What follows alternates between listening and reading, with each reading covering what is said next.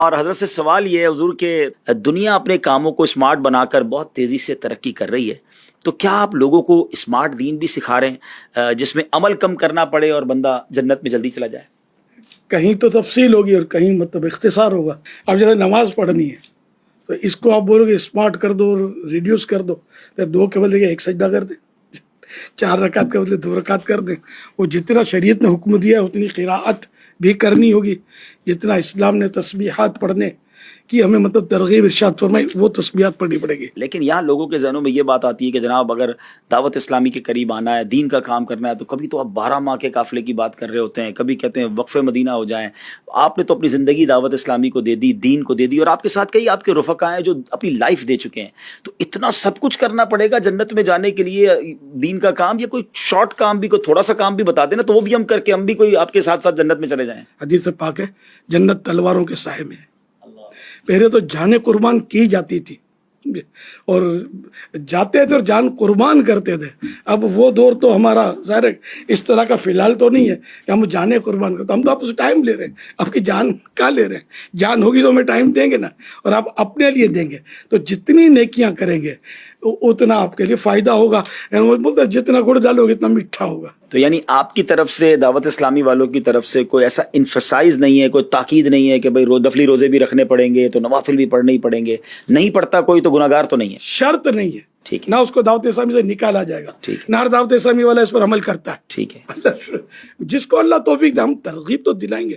پہلے کے لوگ اتنی عبادتیں کرتے تھے، اتنی عبادتیں کرتے تھے کہ حضرت جنید بغدادی رحمۃ اللہ علیہ جب اپنے ضرورت کا کما لیتے تھے نا تو دکان پر پردہ ڈال دیتے تھے اور پھر پیچھے جا کر پردے کے نفلیں ادا کرتے تھے.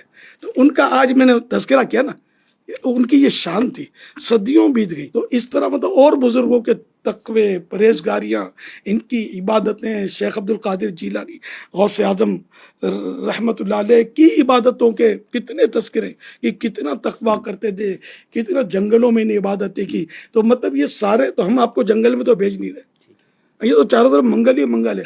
اگر مطلب آپ 3 دن کے لیے دین کی خدمت کے لیے آپ نکل گئے مدنی قافلے میں، خود بھی عبادت کریں گے، دوسروں کو بھی نیکی کی دعوت دیں گے، بے نمازیوں کو نمازی بنائیں گے، اور گناہ جو کرتے ہیں ان کو گناہوں سے چھڑا کر مسجد طرف لائیں گے، اللہ پاک کی بارگاہ عظمت سے اس کے بچھڑے ہوئے بندوں کو ملائیں گے.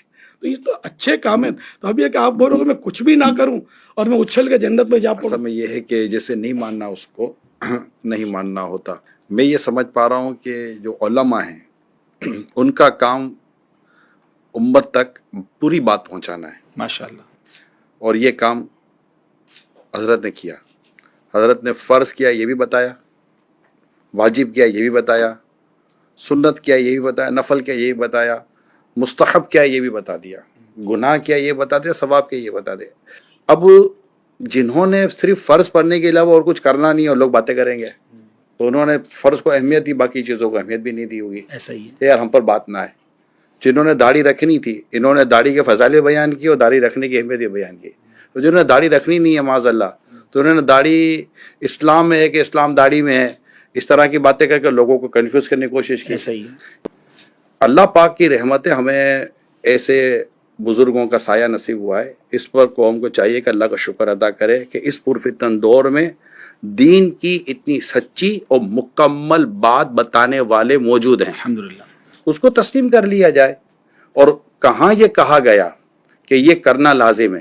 جس چیز کو شریعت نے لازم کر دیا اسے کوئی غیر لازم کر نہیں سکتا، ٹھیک ہے، اور جس کو شریعت نے لازم کیا نہیں ہے اس کو کوئی لازم کر نہیں سکتا. تو بہت خوبصورت بات. اب اس پر کوئی کلام کر لے کہ آپ نے وہ بات کی ہے جو لازم نہیں ہے، تو ٹھیک ہے بھائی آپ کی اس پروگرام میں ہم غلط فہمی.